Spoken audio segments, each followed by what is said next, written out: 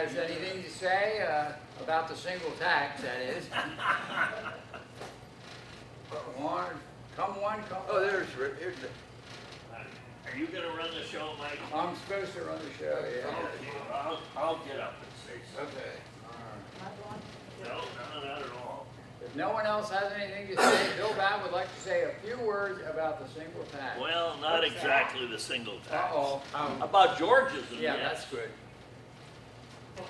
For the past 20 years or so, since I've been using email at least, I've always included in my signature at the bottom of any comment a short phrase, a fragment from a obscure Greek philosopher and poet named Archilochus.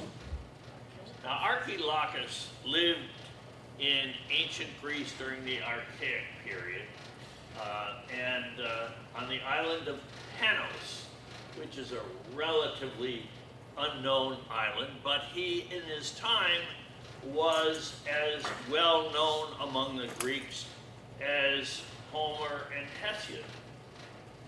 And among the most notable fragments he's known for is one that has been made famous by lots of other authors that have picked it up. The foremost is Isaiah Berlin, the late British political philosopher, but also Stephen Jay Gould and others. All have written books, all told, probably about 10 or 15 books, using this particular fragment. And the fragment is, the fox knows many things, but the hedgehog knows one big thing. And I've always thought of myself as more of a hedgehog. Well, why is that? Well, the hedgehog in Isaiah Berlin's way of thinking, and Stephen Jay Gould and other people who have adopted Archilochus's phrase, believe that the hedgehog has, or people who are hedgehogs, have ways of integrating their worldview, so the paradigm is of a piece, whereas foxes are not so integrated in their thinking. They may be very bright and knowledgeable, but they don't think in one comprehensive paradigm. Now, I think my Unifying sense of theory. what's that? Unifying theory. Yes, yes. And I think of Georgism very much as a unifying theory. A paradigm which is very integrated and of a piece. And when I stumbled upon Georgist ideas in the late 80s, early 90s, they resonated with me almost immediately. And because computer power was just beginning at that time, I was determined to try to run the numbers and see to what extent these ideas could be borne out. And I found this exploration exciting ever since, and I've been absolutely wedded to it. Now, I should add that the hedgehog paradigm is not the first paradigm that has seized me. The first one that ever seized me was the ideas of Lawrence Kohlberg on stages of moral reasoning.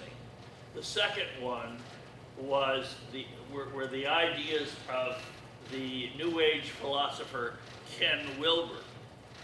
But at this point, because Georgist ideas can not only be integrated but applied, these are the ones to me that hold the most promise.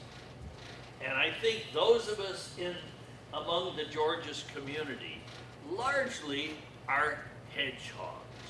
Otherwise, we probably wouldn't be drawn to the whole way of thinking that Georgist thought represents. That's my contribution. Good, thank you. And it was exactly 5 minutes. Yeah. I appreciated your saying that because for years I've seen you and previously other times reference to the hedgehog and the hog. And I never had a clue what it was about. Now I got it. Thank you. Who's next? I think, okay. Thank you, sir. Well, I have nothing so deep to say, but there's a farmer's market in Arlington on Sundays, and there's an elderly woman, sometimes other people, but there's this elderly woman who asks people if they are registered to vote and is ready to help them if they are not registered to vote, get them registered. And she learned some weeks ago that yes, I am registered to vote.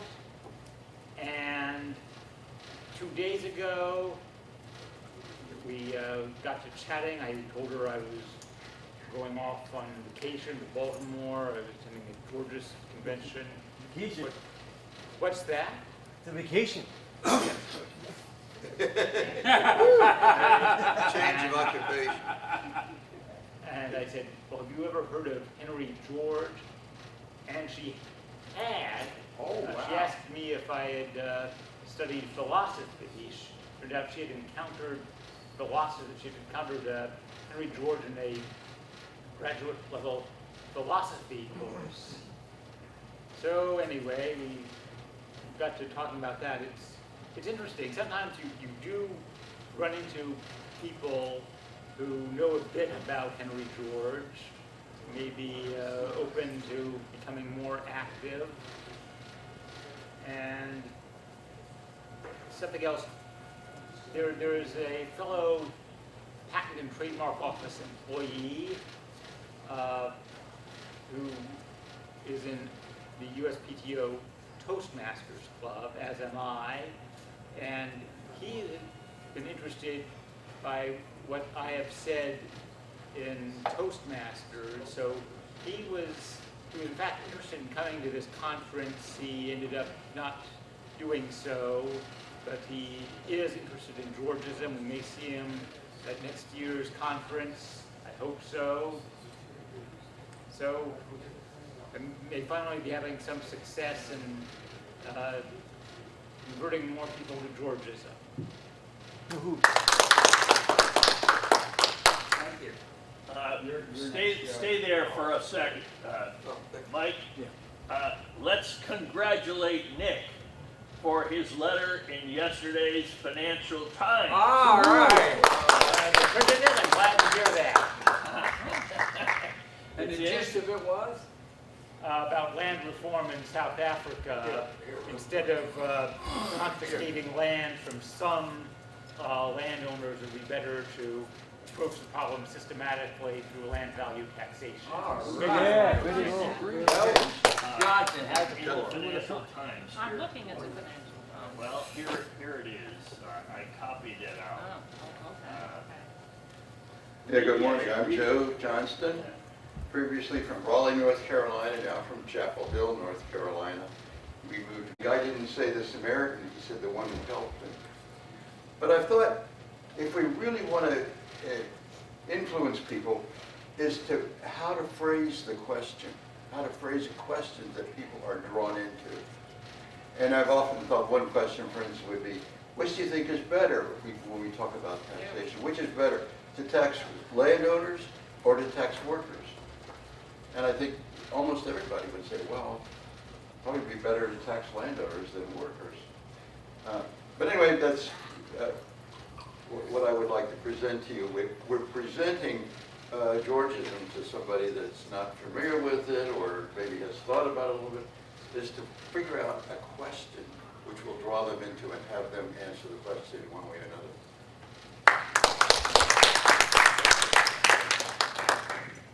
There's probably no question about it, whoever tells the best story wins. That's right. We all know that from watching TV. Who's next? You. Well, I was listening to Bill, I was thinking about the philosopher, and I remember going to a lecture series on the great philosophers, and I realized Henry George is really the only one that separated the socially created values from the privately created values.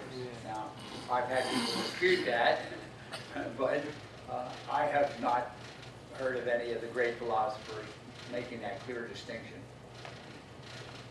Who's next? If you don't mind asking. Come on, I just Brown. walked in, but what are you doing? What are we at? What are we doing? Oh, this is open mic. This is your chance to say what's on your mind. All right, Bill, All right. I just, you got 5 minutes. Good morning, everyone. Good morning. I just want to say how attending Henry George School has made a difference for me in my life. I wasn't that, This goes to a lot. I was, This one you are. when I work with my hands and listening to others and things like that. But when it came to reading and writing and comprehending, you know, what you were reading was making a difference. And I have lost that over the years. And I started attending Henry George School, and I got a little skills back, you know, and it's really made a difference in my life. I'm very appreciative for that. And the people that go there are very open-minded. That's what I like about themselves. And they give their view from their point of life, how things affect them. And it's been, you know, it helps me understand others in a very, you know, common way where I could relate to them in certain issues and things like that, that we need to change.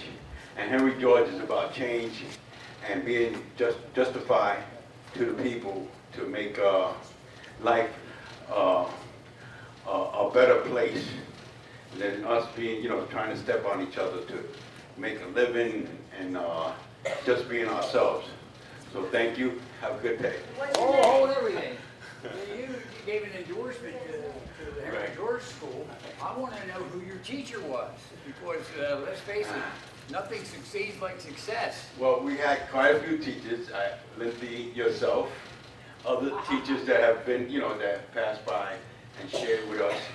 We had Andy Mazzoni, which I really, maybe everyone doesn't agree because he was, yeah, he came from the economic field in which our economics rely on. So he was very, say at first, didn't really want to accept the economics that were being taught at the school. But with time, he really made things possible because he knew already the economics that we use in our economic,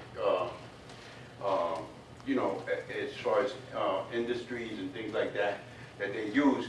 But then he started understanding the wrongs, and he overcame that hill, and then he was able to teach us how things are in those fields and how the economics of Henry George. It's a different understanding. It's a more humane understanding than what exists out there in life. All right, thank you. Thank you. Who's next?